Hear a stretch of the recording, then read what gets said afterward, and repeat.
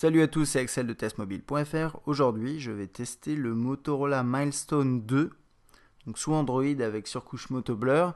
C'est un test un petit peu en retard, c'est un peu comme le test du défi qui a été posté précédemment. Donc ça va être un test uniquement en vidéo et photo. Donc on va commencer par un rapide déballage, une boîte un peu particulière qui fait comme ça, voilà. Alors qu'est-ce qu'on a? On a un chargeur qui se connecte ici en quoi? En USB, quelque chose comme ça, ouais c'est ça. Voilà, sur le côté. On a des écouteurs qui sont pas intra-auriculaires, c'est du plutôt basique. Un câble USB, micro USB qui a l'air plutôt long. Quelques notices, et c'est tout. Ok. Alors le Milestone 2, c'est un appareil qu'on avait pu prendre aux mains lors du MWC en début d'année et qui est sorti, enfin qui a été annoncé en septembre 2010. Donc qui est pas, voilà, c'est pas un appareil tout récent, mais plutôt intéressant. Et comme c'est un test que vous avez vous avez été beaucoup à le demander, c'est parti. Donc c'est un appareil avec un écran 3.7 pouces, un appareil photo 5 mégapixels avec flash dual LED. On voit les deux LED là. Pas par contre de caméra pour la visio. Ce que vous voyez ici, un petit rond là, ça doit être un capteur de luminosité ou de proximité. Un processeur à 1 GHz. Vous avez 8 Go de mémoire interne, mais c'est à travers une micro SD qui est proposée apparemment par défaut. Et vous pouvez aller jusqu'à 32 Go en micro SD. C'est un appareil qui coûte 1 euro à partir d'un euro avec forfait et environ 400-420 euros nus. Voilà. Alors la petite déception sur ce Milestone, c'est qu'il tourne en 2.2 et qu'il n'a pas encore été mis à jour en 2.3. Je ne sais pas si ça va arriver. Et j'ai même tendance à penser que ça ne va pas arriver. Puisque le défi a été mis à jour très récemment en 2.2. Donc ils sont un petit peu en retard Motorola sur les mises à jour. Et je pense que c'est aussi un choix. Alors le Milestone 2, on l'appelle aussi le Droid. À la base, tout ce qui est Droid aux États-Unis. Mais Milestone 2, donc successeur du Milestone 1, et avec un design très similaire également, vous voyez, avec un clavier physique et cette petite zone au design vraiment particulier. Donc on va le regarder un peu plus en détail. Donc écran de 3.7 pouces. Voilà, et ensuite en dessous on a des boutons sensitifs, sensibles assez classiques. Donc menu, accueil, retour et rechercher. Ce qu'il faut noter, c'est quand même ces boutons-là sont dans une zone qui est vraiment fine, un peu comme sur le défi. Et bon, faut pas les louper, c'est une question d'habitude. Sur le côté droit, on a le bouton de volume ici. Et ici, le bouton dédié à l'appareil photo. Ce qui est plutôt bien, c'est quelque chose qu'on voit de moins en moins sur les appareils. Donc on aime bien quand il y en a un. Micro, pas grand-chose d'autre. Rien à part le port micro USB ici. Et je me demandais juste ce que c'était ça, le petit truc là. Je pense que c'est peut-être une notification quand il est en chargement, je suis pas sûr. Jack 3.5 et le bouton verrouiller déverrouiller. Et à l'arrière, une coque j'aime beaucoup la sensation qu'elle donne. C'est du soft touch mais encore plus doux que le soft touch, je sais pas trop. On a envie de la toucher, c'est sympa. Et l'appareil photo 5 mégapixels avec double flash LED. Le haut-parleur derrière, on va voir ça un petit peu après, et bien sûr le clavier. Alors il y a un truc qui est vraiment bien quand même sur cet appareil, c'est qu'il est un peu lourd, j'ai pas le poids en tête mais vous le verrez dans les specs sur le test écrit, et du coup il est lourd, mais c'est aussi par l'utilisation des matières, et du coup la finition est plutôt bonne, ce qui est plutôt préférable sur un appareil coulissant, et donc ouais, plutôt bonne sensation en main. Le clavier, donc avec un système coulissant comme sur le Milestone 1, qui est plutôt solide, il n'y a pas de souci. Par contre, il est tellement solide que je le trouve un petit peu dur quand on appuie. Il n'y a pas de système de retour, vous voyez, faut tout faire à la main, et je pense qu'à la longue, ça doit être un peu saoulant, mais je sais pas. Ça, c'est à voir avec des utilisateurs, enfin des personnes qui l'ont utilisé sur plusieurs mois, à voir si ça change ou pas. Mais en tout cas, bon, là je le trouve quand même bien, et la qualité de finition est bonne en tout cas. Alors, au niveau du clavier, qu'est-ce qu'on a? On a un bon clavier. Comme vous voyez, il n'y a pas beaucoup de relief. C'est des touches en sorte de plastique un petit peu mou. Il y a un truc quand même, c'est que je trouve que les écarts ici entre les touches ici et le haut de l'écran, enfin le bas de l'écran sont un peu petits. Quand vous le prenez avec les pouces sur le côté, c'est pas top. J'aurais bien aimé que ce soit un tout petit peu plus grand. Ce qui me semblait, ce qui me semble un peu pas, ce qui m'aurait semblé possible quoi en plus. Ou je sais pas. Après ici on a des touches quand même directionnelles, des flèches directionnelles, ce qui est plutôt bien. Des touches en accès rapide qui sont assez pratiques comme le hat ici, arrobase. Bouton de menu. Enfin, de menu. Alors, attendez, on va aller voir ce que c'est exactement. Toc. Voilà, c'est c'est menu, c'est ça. Et ensuite, qu'est-ce qu'on a d'autre de bien sympathique? On a un bouton OK ici sur la droite. Alt. Lock. Alt, lock, alt. Tuk tuk. Del. On a le tab ici. Rechercher ici. Retour ici. Je cherchais si on n'avait pas la petite maison là pour accueil, on l'a pas. C'est le seul en fait qui n'est pas là. Mais plutôt pas mal hein, ce clavier. Pas de souci. Ok, on va passer à l'interface. Donc Android 2.2 avec la surcouche Moto Blur que vous connaissez peut-être déjà. Donc j'ai pas de carte SIM, mais ce sera pas forcément nécessaire. Et donc c'est du classique Android. Hein. Donc vous avez 7 pages d'accueil, 7 pages d'accueil personnalisables qu'on peut faire défiler comme ça ou juste comme ça. Donc il y a un petit point que j'avais noté sur le test du défi, mais c'est la même chose ici, c'est qu'en fait quand vous défilez, il y a cet élément là qui reste en bas et je trouve qu'il reste en bas un peu trop longtemps. Du coup, si vous avez envie d'appuyer directement pour passer au menu, etc., ça peut être gênant. Bon, vous pouvez défiler rapidement entre les pages comme ça. Quand vous pincez, il n'y a pas d'affichage des pages en cours. Ensuite, dans le tiroir de notification, vous n'avez pas d'accès rapide à certains contrôles, comme le Wi-Fi, etc. Bon, il y a certains constructeurs qui ne le font pas, donc notamment Motorola avec Moto Blur.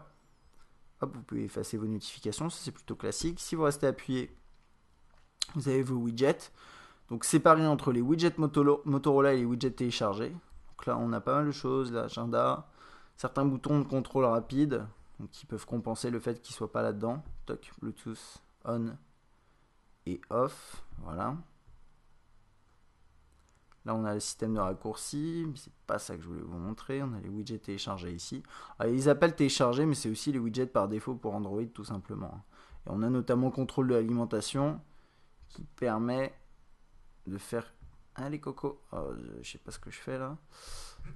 Reviens en arrière, oui, tu peux y arriver. Je vais vous le mettre là. Contrôle de l'alimentation, voilà, c'est ça. Donc ça permet notamment de changer la luminosité, ce genre de choses. Donc ça c'est plutôt pratique.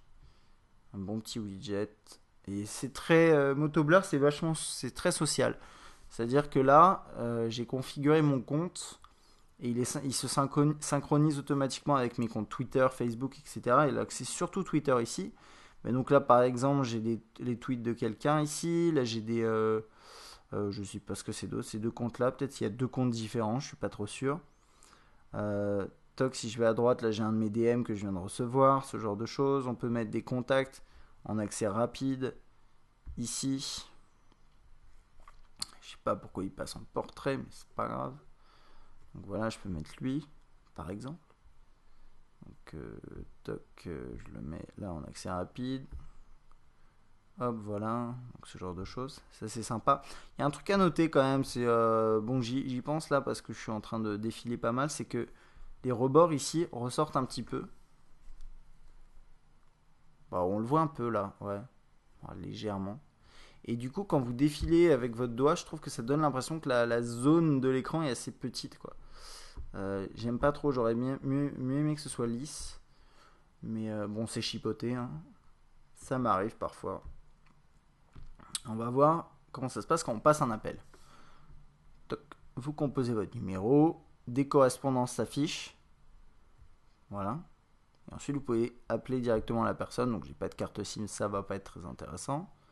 Si vous avez les appels, alors je voulais juste vérifier autre chose. Oui, voilà, vous pouvez commencer à écrire pays. Par exemple, il va vous mettre des correspondances qui commencent par pays. Quand je dis pays, c'est les deux lettres pays, pas pays. Je sais pas si je me fais comprendre. Ensuite, vous avez contact récent, toute votre liste de contacts. et favoris. Alors quand vous êtes dans contact à partir du téléphone, vous avez que vos contacts qui ont des numéros de téléphone inscrits. Et vous le verrez après, ça change quelque chose. Vous pouvez appuyer ici pour contacter directement la personne. Et je disais ça parce que si vous appuyez là, et il se met encore en paysage, vous avez tous vos contacts, que ce soit avec un numéro de téléphone ou sur comment ça s'appelle, sur Twitter. Donc là par exemple, je sais pas, j'ai lui. Donc, je peux voir ses informations, je peux voir ses tweets, afficher son profil, etc. Si je vais sur la gauche, j'accède directement au DM que cette personne m'a envoyé. Donc apparemment, elle essaye de rentrer en contact avec moi. Et si j'appuie là, hop, j'arrive là-dessus pour avoir le message en plus grand s'il y avait plus de contenu. Et voilà. Et là, j'ai ces tweets, ces différents tweets. Donc c'est pas mal quand même, c'est assez intéressant, c'est vachement social.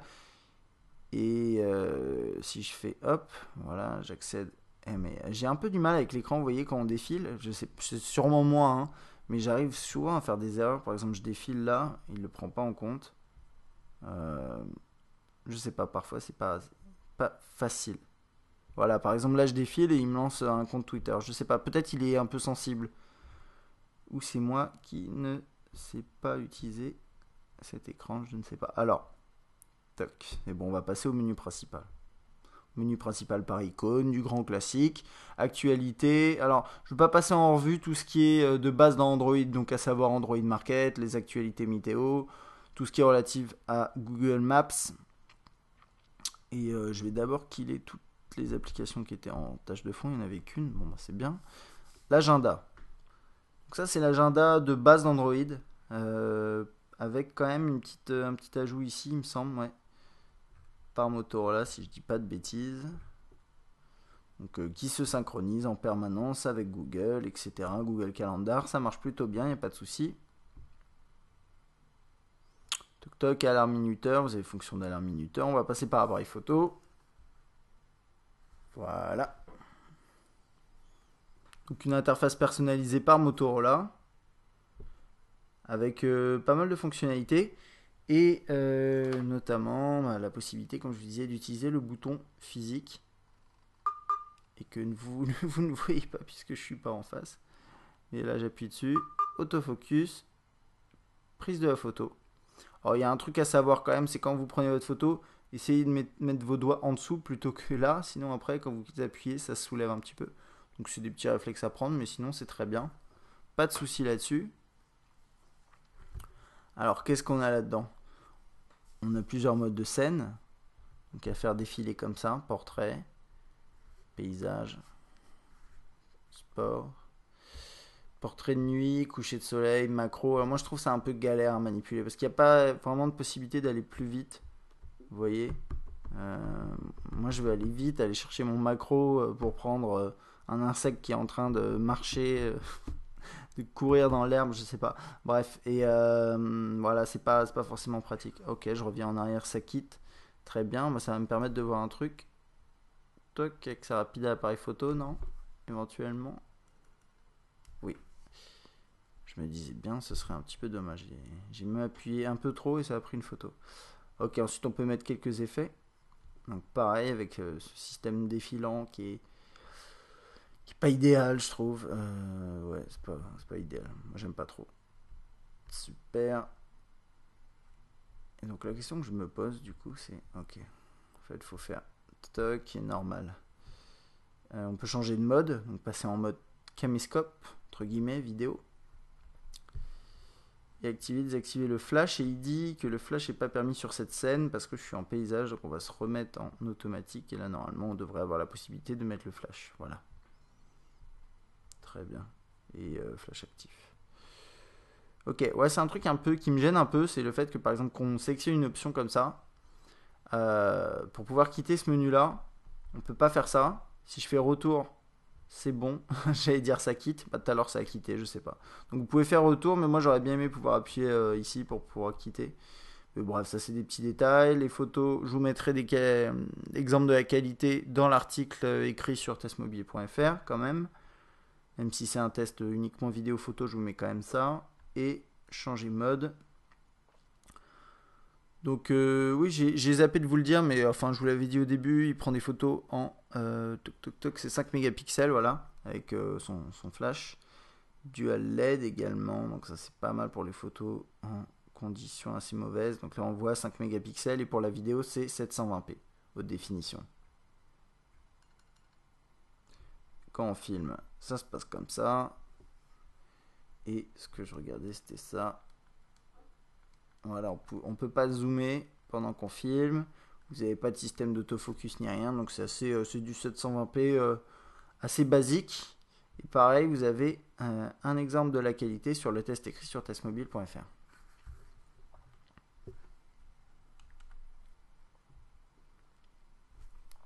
Alors ensuite, toc, ça on a vu. Carte SD, c'est pour a priori accéder à la carte SD. Il y a des moments où il se met en mode paysage, je sais pas pourquoi. Un petit bug comme ça. Donc pour naviguer là-dessus. Et ça, c'est par exemple un truc, bah voilà, ça me dérange. Je suis dans gestionnaire de fichiers à partir du menu, je veux retourner au menu. A priori, je fais retour. Et non, bah là, il me met sur l'accueil. Alors, je sais pas qu'est-ce qu'il faut faire du coup. Il faut faire. Ouais, c'est la bonne question quoi. Je sais pas, option, non. Là, il fait rien. Ok, bah je sais pas. Des petits trucs comme ça. Bon, je suis peut-être pas habitué aux appareils Motorola aussi, je ne sais pas. Là, vous avez le réglage des comptes Motoblur, etc. DLNA, email. Alors, je pense pas l'avoir configuré. Si, je l'avais configuré. C'est vrai que je l'avais utilisé un petit peu. Donc là, j'ai configuré mon compte Gmail. Vous avez plusieurs possibilités pour les emails comme d'habitude sous Android. Ici, vous avez un client proposé par Motorola avec la surcouche qui est pas mal du tout. Pas de pinch to zoom ici dans les messages, mais vous pouvez répondre, vous pouvez faire tout ce que vous voulez, vous pouvez sélectionner plusieurs emails, les supprimer, etc. Et ce qui est assez intéressant, c'est que vous pouvez mettre finalement tous les fournisseurs de comptes email que vous voulez, entre guillemets, que ce soit Hotmail, Yahoo, etc., ou avoir votre propre serveur de mail, vous pouvez le configurer là-dedans, donc c'est plutôt bien. Là, je commence un nouveau message et il y a aussi un système de mise en page riche. Voilà. Puis on va parler du coup de la saisie de texte. Alors par défaut, vous avez deux modes de saisie de texte. Vous avez ce qu'ils appellent le tactile multipoint et Swipe qui est préinstallé. Et comme je l'avais vu aussi sur le défi, à mon avis, c'est Motorola qui le préinstalle. Et c'est assez étonnant parce que je croyais que c'était une exclusivité Samsung ou quelque chose comme ça. Donc non, tant mieux, c'est bien. Donc salut, vous connaissez sûrement peut-être que vous connaissez Swipe. Si vous ne connaissez pas, Swipe, ça permet de créer des mots en traçant des lignes entre les lettres. Il y a un système de saisie prédictive qui marche excellemment bien. Pardon, je vais revenir à l'autre. Donc voilà, vous avez deux modes. En mode portrait, ça donne ça. Et en mode paysage, ça donne ça. Et bien sûr, faut pas oublier que vous avez surtout votre clavier, qui est quand même un petit peu le but du truc, quoi. Et puis voilà, hein. Clavier plutôt bien. Salut, ça va. Point d'interrogation. Etc., etc. Alors bon, je l'ai pas trop utilisé, mais je l'ai trouvé quand même sympa globalement sur les quelques minutes où je l'ai utilisé. Et moi j'aime bien aussi la présence de flèches. C'est quelque chose qui manque souvent. Pour sectionner caractère par caractère, je trouve ça mieux d'avoir les flèches que d'aller avec le doigt. Même si vous avez un mode précis, vous l'avez vu. Je n'arrive pas à la refaire apparaître. Mais ouais, voilà. Mais je préfère quand même avec les flèches. Ça marche bien mieux, d'après moi. Ok, donc ça c'est pour ce client-là. Et ensuite, bien sûr, vous avez le client Gmail classique qui est ici, que vous connaissez sans. Il n'y a pas besoin d'être représenté, je vous le montre vite fait juste pour le fun. Voilà, c'est ce client-là que vous connaissez, je pense. Toc. Très bien. Ok, ensuite on a la galerie. Donc c'est une galerie différente de la galerie par défaut dans Android, qui est plutôt sympa. Moi je la trouve plutôt jolie. Oula, je sais pas ce que j'ai fait. Ok. Petit retour haptique. assez fluide, ça va, c'est... Alors là, je sais pas ce qu'il me fait. J'ai l'impression que ouais, l'écran, de temps en temps, je sais pas, il déconne un peu. Euh, Parce qu'avec un doigt, c'est difficile de faire du multipoint a priori pour zoomer, donc je sais pas. Je sais pas pourquoi il m'a fait ça. Donc là, je zoome, toc, ça retravaille l'image, etc. Je peux la partager, bien sûr, faire un envoi rapide vers un album, en ligne, etc. Ok, donc ça c'était pour la liste des fichiers. Vous avez toutes vos vidéos également qui s'affichent. Et ça, ce fichier là qui va pas se lancer, c'est un DivX. Comme pour le défi, vous pouvez pas lancer les DivX en natif, mais vous pourrez a priori les faire fonctionner en installant une application tierce qui permet de lire des DivX. Ça c'était pour la galerie. Ok, très bien. Gérer les applications. Pour gérer vos applications installées. Et ça, vous pouvez y accéder normalement dans les paramètres directement. Donc là, ils l'ont mis en accès direct dans le menu. Pourquoi pas, c'est une bonne idée. C'est vrai que ça m'agace un petit peu ce truc où en fait, quand on fait retour, ça revient pas au menu. Je sais pas pourquoi. Pourquoi ils ont fait ça. Un système de hotspot mobile 3G. Attention à votre forfait. Messagerie. Ici, plutôt classique pour Android. Avec une exception près. Alors en fait, je dis plutôt classique si on passe dans, ils appellent ça SMS MMS ici, ça c'est classique Android, avec, je vais vous montrer ça vite fait, si j'arrive à envoyer un message à quelqu'un. Salut. Voilà. Très bien, on a des bulles, etc. C'est par conversation. Ça vous connaissez, il n'y a pas de souci. Maintenant, ce que vous connaissez peut-être pas, c'est le système de boîte universelle proposé par Motorola et donc dans lequel vous pouvez retrouver tous vos messages. Donc que ce soit, là vous voyez, il y a des tweets, il y a des DM, il y a des messages par mail et il y a des SMS. Donc ça regroupe tout dans un seul et même endroit et ici vous pouvez cliquer, enfin sélectionner chaque option et y accéder. Ça c'est pas mal. Messagerie, moi j'aime bien ce genre de boîte unifiée, c'est sympathique. On va passer à la musique. Donc le gros point positif niveau musical avec la surcouche Moto Blur, c'est ce lecteur de musique qui s'appelle le lecteur musique connecté. En fait, il est lié à pas mal de services web musicaux qui lui permettent d'être relativement intelligent entre guillemets, donc avec pas mal de systèmes de proposition de contenu, notamment des paroles, vous allez le voir juste après. Par contre, le problème, c'est comme il est connecté, il y a pas mal de services, mais derrière, l'interface est un petit peu basique, je trouve. Vous allez voir ça. Donc là, je vais dans ma musique, artiste, et vous avez vu, bon là, c'est quand même assez basique. Blue Foundation, j'accède à mon artiste, je le lance. Toc, très bien. Alors là, comme c'est un remix, ça va pas trop marcher, puisque les lyrics, enfin les paroles s'affichent pas. Donc je vais changer d'artiste. Je vais mettre par exemple un artiste qui devrait pas poser de soucis.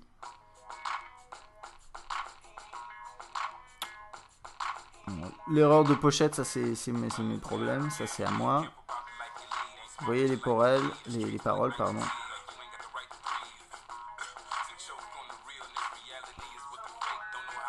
Ouais. Donc bon, ça marche plutôt bien. Je l'avais vu aussi sur le défi. C'est avec le système TuneWiki pour les paroles en tout cas, ça c'est pas mal. Ensuite après vous avez là en partenariat avec Shoutcast Radio, c'est un service Winamp qui permet d'accéder à des radios web. On va faire par exemple radios les plus populaires. Oula, ça va. On va aller chercher des vieux morceaux.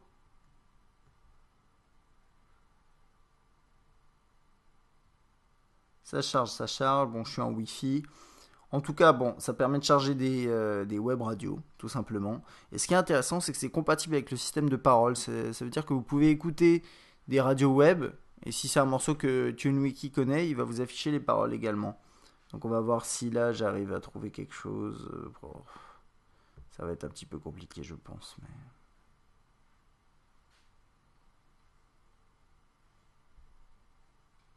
on va laisser charger un peu, et puis sinon je reviendrai en arrière.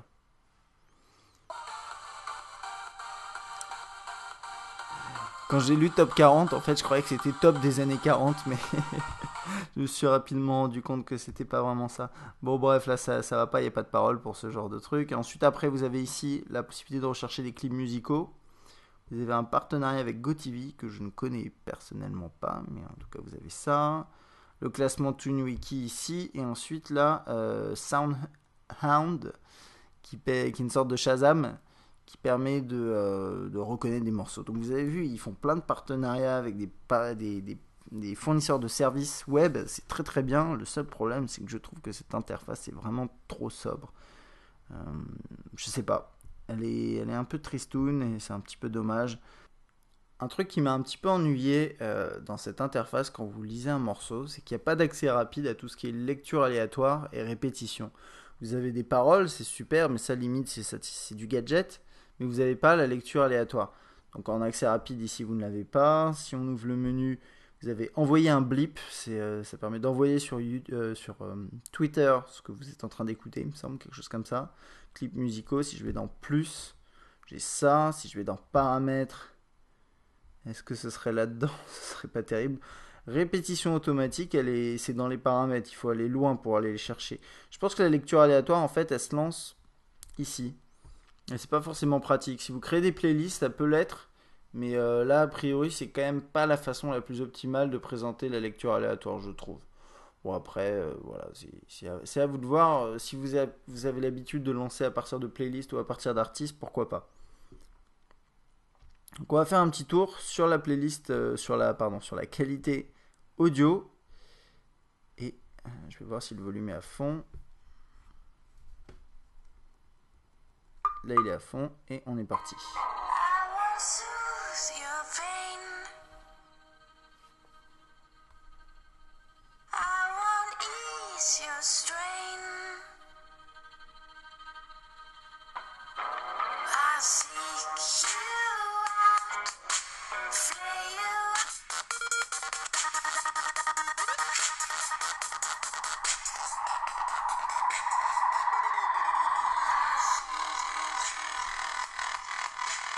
Vous avez vu quand vous lisez un morceau, il s'affiche en haut là.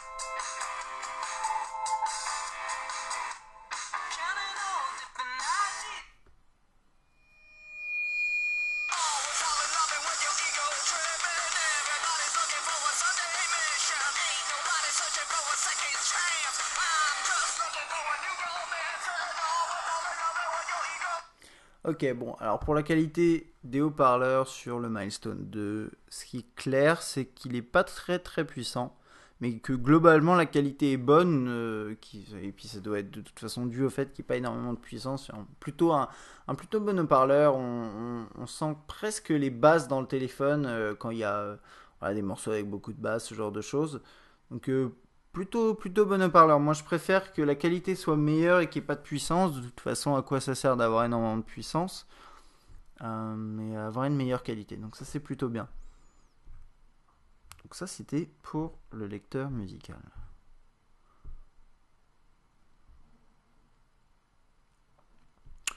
On va passer au web.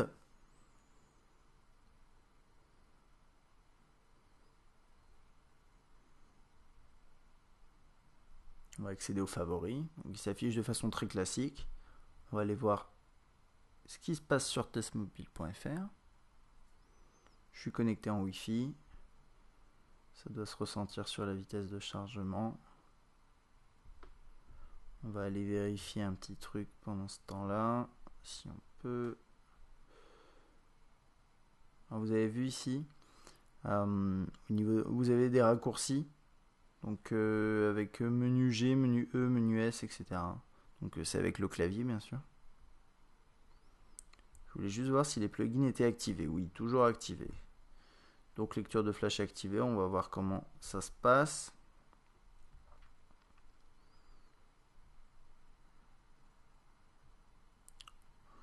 Bon, c'est pas très fluide, ça va, mais ça pourrait être un petit peu plus fluide, c'est vrai, c'est sûr. On va voir ce que ça donne en lecture vidéo.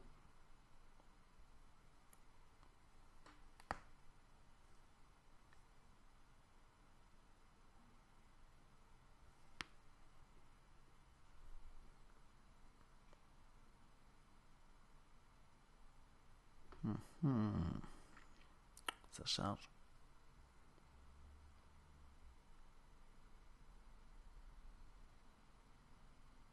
Ok. C'est un petit peu plus difficile niveau défilement là sur un article un peu plus lourd avec en plus de vidéos en flash. On peut lire le flash directement si vous avez envie. D'après moi, c'est pas forcément la meilleure des façons pour regarder une vidéo YouTube. En l'occurrence là pour YouTube, c'est pas très intéressant, mais pour d'autres choses ça peut l'être. Salut à tous, c'est Axel de testmobile.fr. Aujourd'hui, super. Et ensuite après, vous pouvez accéder à la vidéo via YouTube. Voilà. Via l'application YouTube. Donc là, elle n'est pas dans sa dernière version. Il faudrait que je relance l'Android Market pour la télécharger.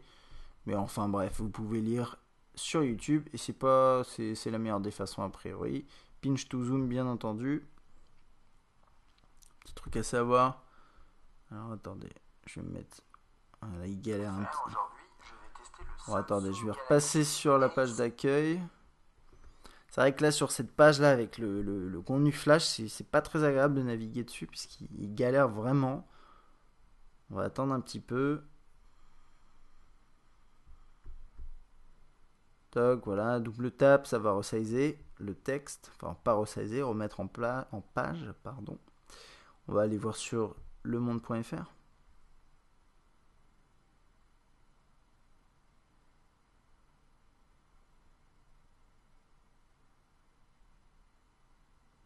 Bon, par contre, les pages web s'affichent bien, c'est-à-dire qu'elles sont bien interprétées, il n'y a pas de souci par rapport à ça. C'est vrai que c'est de plus en plus courant, ce genre d'affichage vraiment correct. Concrètement, aujourd'hui, avec Android sur un smartphone, vous avez un affichage qui est très similaire à ce que vous avez sur votre ordinateur. Après, ce qui changera, c'est la fluidité et la compatibilité avec différents composants, notamment Flash.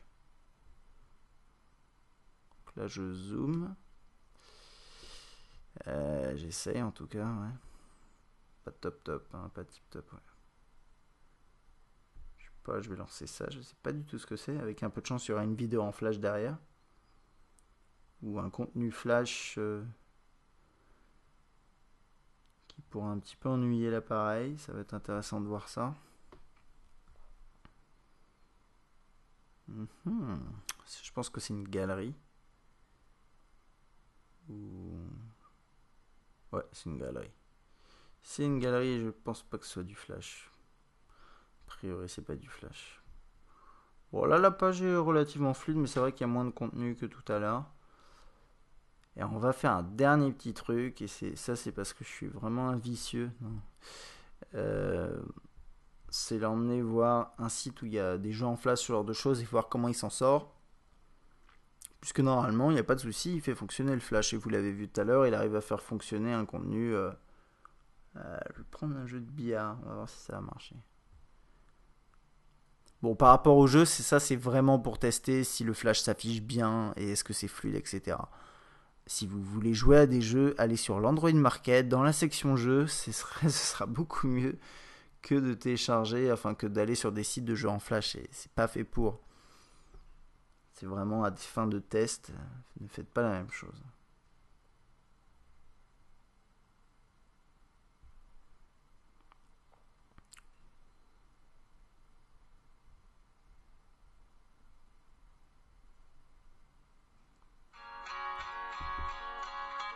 Alors, on va baisser un peu le son. On va voir si on arrive à jouer au billard en flash. Ça serait assez sympa. Même si je pense que vous pouvez quand même trouver ce genre de jeu sur l'Android Market sans trop de soucis. Alors, oups, pardon. Double tap. Ouais, oula. On va essayer au moins d'envoyer la... Ah, où est-ce qu'elle est là? Et puis là. Bon, vous voyez, c'est vraiment ça le problème des jeux en flash. C'est pas fait pour. Donc, c'est pas fait pour marcher 100% du temps. Ok. Bref, en tout cas, vous voyez, ça fonctionne. C'est juste que c'est pas optimisé pour. Donc, si vous voulez des jeux, allez sur l'Android Market. Maintenant, les contenus en flash s'affichent bien. Et de manière relativement fluide, apparemment. Et on va quitter le web. Ok. On va passer à la suite. Donc bien sûr vous avez navigation qui est liée à Google Maps puisque vous pouvez utiliser le téléphone en tant que GPS et ça marche très bien. Outil PC Motorola, quand vous connectez votre PC à l'appareil, vous pouvez lancer ça et gérer votre contenu directement. Vous pouvez le faire en Wi-Fi également. Et ensuite, les paramètres, partage de fichiers, Quick Office, réseau social. À chaque fois, il se met en mode paysage quand je suis en mode portrait sur des lancements d'applications. C'est assez pénible. Donc ça, c'est un agrégateur de ce qui se passe sur vos réseaux sociaux. Donc bon, là, c'est juste mon compte Twitter, mais a priori, vous pouvez aussi trouver tout ce qui est Facebook là-dedans, ce genre de choses. Définir le statut, je peux faire un test. Salut. Et puis je vais pas le faire parce que... Mais en gros, vous pouvez poster un tweet, hein, c'est assez classique. Quoi d'autre? SMS, MMS, on a vu. Socle véhicule, ça je pense que vous connaissez, hein, c'est cette petite interface là qui permet d'accéder à différentes fonctionnalités. Alors ça c'est un des points positifs sur Motoblur, mais je sais pas si c'est suffisant pour dire que c'est une bonne surcouche pour Android, hélas. C'est que tout ce mode voiture, en fait c'est un vrai mode voiture. Quand vous faites appel, vous accédez pas à l'écran de composition numéro classique, vous accédez à ça, et là vous le voyez ici, mais sinon vous avez les favoris que vous pouvez définir, donc par exemple Pierre, hop, tac. Ce genre de choses, un accès rapide au contact, même si c'est cette liste là, c'est quand même déjà pas mal. Ma position, la musique qui s'affiche comme ça, et ça c'est vachement bien, vous pouvez lire la musique comme ça. Donc pour la voiture, ça c'est idéal. Et Motorola, c'est les seuls à faire ce genre de choses. Tous les autres le font en fait à moitié. Et Motorola le fait à fond, mais moi personnellement, j'aurais préféré qu'ils nous donnent pas ça et qu'ils nous donnent d'autres choses à côté, parce que c'est vrai que cette surcouche, on a l'impression qu'il manque des choses et elle n'est pas toujours très fluide, etc. Et d'ailleurs, c'est bien que je commence à conclure puisqu'on a terminé sur ce test du Motorola Milestone 2. Donc, c'est un appareil intéressant pour plusieurs choses. Il est intéressant avec son clavier, sa finition. Il y a quand même un appareil photo 5 mégapixels avec un bouton dédié. C'est quand même pas mal, il filme en 720p. Maintenant, moi je dois admettre que je suis pas réellement fan de cette surcouche. Et en termes de performance software, ça n'a pas l'air très optimal. Tout au long de mon expérience avec ce téléphone, j'ai eu l'impression à plusieurs reprises de mal faire les choses, alors que finalement je fais un mouvement aussi aussi rapide que ce que je ferais sur un autre terminal de cette gamme Android, et parfois ça va pas marcher, l'écran tactile va pas répondre, ou bien sur le web, vous avez des sites web, vous allez vraiment être dans des situations où ça rame un petit peu. Ce genre de choses, et c'est un petit peu frustrant parce que faut pas oublier que c'est quand même un appareil avec un processeur à 1 GHz sur je sais pas, par exemple un Nexus S qui a un processeur à 1 GHz également, il est beaucoup plus fluide, mais c'est parce que côté software, logiciel, il est beaucoup plus optimisé, et donc là sur le Milestone 2 c'est pas forcément le cas. Par contre, si vous êtes intéressé par un appareil avec un clavier physique, à étudier, puisque la concurrence niveau clavier physique, elle n'est pas énorme. Il y a le Desire Z, il y en a d'autres encore qui ont été testés et qui seront testés prochainement sur Test Mobile, mais la concurrence n'est pas énorme. Donc à voir si celui-là est peut-être meilleur que les autres. si vous cherchez un clavier physique. Donc ça c'était pour notre test du Milestone 2. Si vous avez des questions comme d'habitude, vous pouvez laisser un commentaire soit sur testmobile.fr, soit sur YouTube. Si vous avez aimé cette vidéo, pensez à vous abonner sur YouTube ou au flux RSS sur testmobile.fr. À bientôt.